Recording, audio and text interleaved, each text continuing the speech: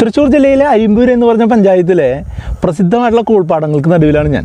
ഞങ്ങളുടെ നാട് എന്ന് പറഞ്ഞിട്ടുണ്ടെങ്കിൽ ചുറ്റും കോൾപ്പാടങ്ങളുമായിട്ട് ബന്ധപ്പെട്ടിട്ടുള്ളതാണ്.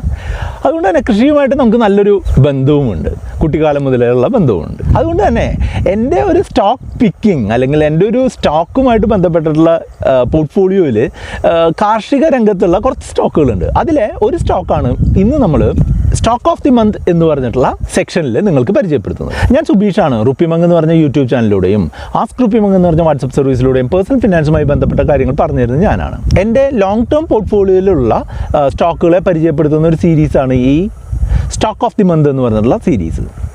ഒരു കാര്യം നിങ്ങൾ എപ്പോഴും മനസ്സിലാക്കേണ്ടത് എന്താണെന്ന് വെച്ചാൽ ഞാനൊരു സെബി രജിസ്റ്റേർഡ് ഇൻവെസ്റ്റ്മെൻറ്റ് അഡ്വൈസർ അല്ല. അതുകൊണ്ട് തന്നെ ഞാൻ ഈ വീഡിയോയിലൂടെ അല്ലെങ്കിൽ ഈ ചാനലിലെ മറ്റുള്ള വീഡിയോയിലൂടെ പറയുന്നത് ഒരു റെക്കമെൻഡേഷനായിട്ട് ഒരിക്കലും എടുക്കേണ്ട കാര്യമില്ല. ഞാൻ എൻ്റെ സ്റ്റോക്ക് മാർക്കറ്റ് അനുഭവങ്ങളും എൻ്റെ പോർട്ട്ഫോളിയോയിലുള്ള സ്റ്റോക്കുകളെ പരിചയപ്പെടുത്തുന്നു എന്ന് മാത്രമേ ഉള്ളൂ. അപ്പോൾ ഇന്ന് നമ്മൾ പറയാനായിട്ട് പോകുന്നത് ഇന്ത്യയിലെ അഗ്രികൾച്ചർ സെക്ടറിലുള്ള വളരെ പ്രധാനപ്പെട്ട വളരെ നല്ല ഒരു സ്റ്റോക്കിനെ പറ്റിയിട്ടാണ്. കുറേ കാലമായിട്ട് ഞാൻ ഹോൾഡ് ചെയ്യുന്ന ഒരു സ്റ്റോക്കാണ്. സ്റ്റോക്കിൻ്റെ പേര് എസ്കോർട്സ് ഇന്ത്യ എന്നാണ്. എസ്കോർട്സ് എന്ന് പറഞ്ഞിട്ടുണ്ടെങ്കിൽ നിങ്ങൾ കേട്ടിട്ടുണ്ടാവും അല്ലേ?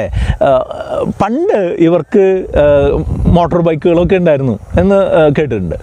പക്ഷേ ഇപ്പോഴവർ അഗ്രികൾച്ചർ മെഷീനറി സെഗ്മെൻറ്റിലൊക്കെയാണ് അവർ പ്രധാനമായിട്ടും ഫോക്കസ് ചെയ്യുന്നത്.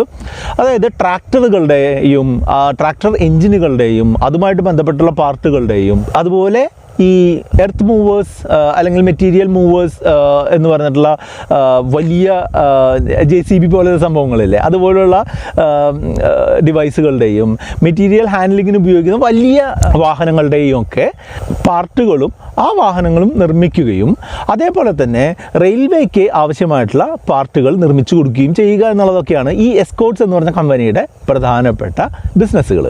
ആ കാര്യങ്ങൾ ഇന്ത്യയിൽ ഒരു ലോങ് ടൈമിലേക്ക് അത്യാവശ്യം നല്ല രീതിയിൽ ബെനിഫിറ്റ് ഉണ്ടാവാൻ സാധ്യതയുണ്ട് എന്ന് കണ്ടുകൊണ്ടാണ് ഞാൻ കുറച്ചു കാലം മുമ്പ് എൻ്റെ പോർട്ട്ഫോളിയോയിലേക്ക് എസ്കോർട്സ് എന്ന് പറഞ്ഞിട്ടുള്ള കമ്പനിയുടെ സ്റ്റോക്കുകൾ ആഡ് ചെയ്തിട്ടുള്ളത്.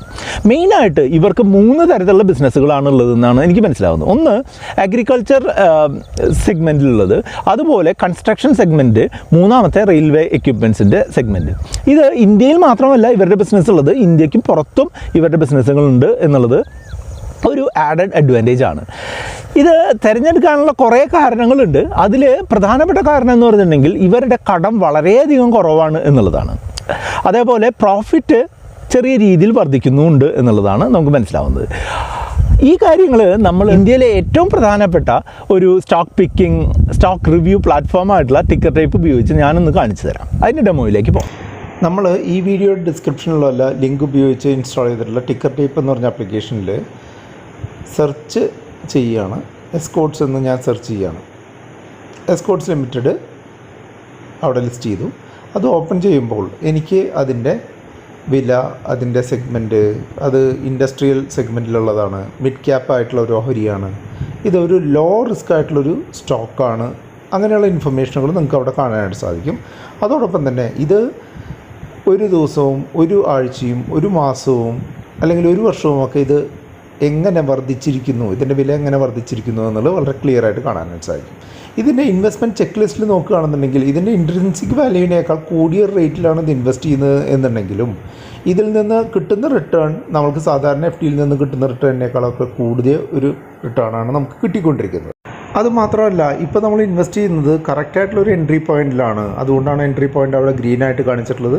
മറ്റൊരു റെഡ് ഫ്ലാഗുകളും മറ്റൊരു പ്രശ്നങ്ങളും ഈ സ്റ്റോക്കിൻ്റെ ഇപ്പോഴത്തെ ഒരു അവസ്ഥയിൽ ഇതിനെ കാണുന്നില്ല എന്നുള്ളതാണ് അവിടെ ഗ്രീനിൽ കാണിച്ചിട്ടുള്ളത്. ഇനി നിങ്ങളൊരു പ്രോ ഫീച്ചറുള്ള ഒരു ടിക്കർടേപ്പിൻ്റെ മെമ്പറാണ് എന്നുണ്ടെങ്കിൽ നിങ്ങൾക്ക് അഡീഷണലായിട്ട് 3 പ്രോപ്പർട്ടികൾ കൂടെ നിങ്ങൾക്ക് അതിൽ കാണാനായിട്ട് സാധിക്കും. അതിനായിട്ട് ഞാൻ പ്രോ ഫീച്ചർ എന്ന് പറഞ്ഞിട്ടുള്ള സെക്ഷൻ ഓപ്പൺ ചെയ്യുകയാണ്. അപ്പോൾ നിങ്ങൾക്കതിൽ കാണാൻ സാധിക്കുന്നത് ഈ സ്റ്റോക്കിൻ്റെ അഡീഷണലായിട്ട് ഡീഫോൾട്ട് പ്രോബബിലിറ്റി വളരെ കുറവാണ്. അതുപോലെ ഇതിൻ്റെ ക്വാളിറ്റി ചെക്കുകൾ വളരെ കുറവാണ്. അതുപോലെ അഡീഷണലായിട്ടുള്ള ഇതിൻ്റെ പ്രോപ്പർട്ടികൾ കുറച്ച് നല്ല രീതിയിലുള്ളതാണ്. ഇത് മാത്രമല്ല ഇതിൻ്റെ PE റേഷ്യോ ഇൻഡസ്ട്രി PEനേക്കാളും ഒരു അറ്റ് പാർ നിൽക്കുന്നതാണ്. ബുക്ക് ടു ഏർണിങ്സ് റേഷ്യോയും ഇതിൻ്റെ ഒരു നല്ല രീതിയിൽ നിൽക്കുന്നതാണ്. ഇതിൻ്റെ കമ്പനി പ്രൊഫൈലിൽ നിങ്ങൾക്ക് ഇതിൻ്റെ ബ്രാൻഡുകൾ കാണാം. അതോടൊപ്പം തന്നെ ഇതിൻ്റെ ഫിനാൻഷ്യൽസ് നിങ്ങൾക്ക് താഴെ കാണാം. ഇതിൻ്റെ പിയറുകളായിട്ടുള്ള 2 സ്റ്റോക്കുകൾ നിങ്ങൾക്ക് അവിടെ കാണാനായിട്ട് സാധിക്കും. അപ്പോൾ ഇത് കാലാകാലങ്ങളായിട്ട് വലിയ തെറ്റില്ലാത്ത രീതിയിൽ റവന്യൂവും പ്രോഫിറ്റും കൂടി വരുന്നതാണ്. പക്ഷേ ഇതിൻ്റെ ഒരു 2 പ്രശ്നങ്ങൾ ഞാനിതിൽ കാണുന്നത്, ഇതിൻ്റെ പ്രൊമോട്ടർ ഹോൾഡിങ്ങും ഇതിൻ്റെ മ്യൂച്വൽ ഫണ്ട് ഹോൾഡിങ്ങും കുറേശ്ശെയായിട്ടെങ്കിലും കുറഞ്ഞു വരുന്നതായിട്ടാണ് ഇതിൽ കാണുന്നത്. അത് മാത്രമേ ഉള്ളൂ ഈ സ്റ്റോക്കിനെ സംബന്ധിച്ചിടത്തോളം ചെറിയൊരു പ്രശ്നമായിട്ട് ഞാൻ കാണുന്നത്. ബാക്കി എല്ലാ കാര്യങ്ങളിലും ഇത് വളരെ നല്ല രീതിയിൽ ലാസ്റ്റ് 1 വർഷമായിട്ട് നല്ല രീതിയിൽ പെർഫോം ചെയ്യുന്ന ഒരു സ്റ്റോക്കായിട്ടാണ് എനിക്ക് മനസ്സിലാവുന്നത്. നിങ്ങൾ ഈ ഡെമോയിൽ കണ്ട പോലെ ഈ എസ്കോട്ട്സ് എന്ന് പറഞ്ഞ കമ്പനി കടം കുറച്ച് കൊണ്ടുവരികയാണ്. അതേപോലെ തന്നെ ഇവരുടെ പ്രോഫിറ്റ് ഗ്രോ ചെയ്ത് പോകുന്നുമുണ്ട്, പ്രോഫിറ്റ് കൂടി പോകുന്നുമുണ്ട്.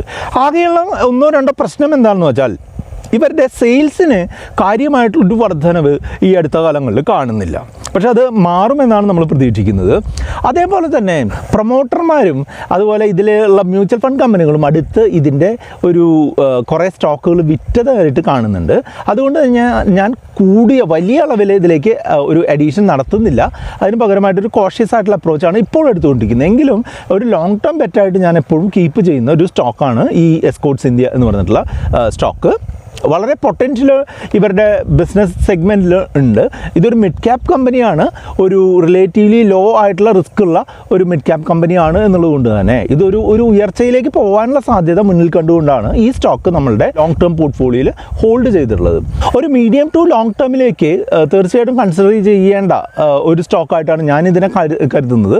ഈ ചെറിയ പ്രശ്നങ്ങൾ ഞാൻ മുൻപ് സൂചിപ്പിച്ച പോലത്തെ ചെറിയ പ്രശ്നങ്ങളുണ്ട് എന്നുണ്ടെങ്കിലും ആ പ്രശ്നങ്ങൾ പരിഹരിച്ചുകൊണ്ട് കമ്പനി ഒരു ഉയർന്ന നിലവാരത്തിലേക്ക് പെട്ടെന്ന് തന്നെ പോകും എന്നുള്ളൊരു പ്രതീക്ഷയിലാണ് ഈ സ്റ്റോക്ക് ഹോൾഡ് ചെയ്യുന്നത്.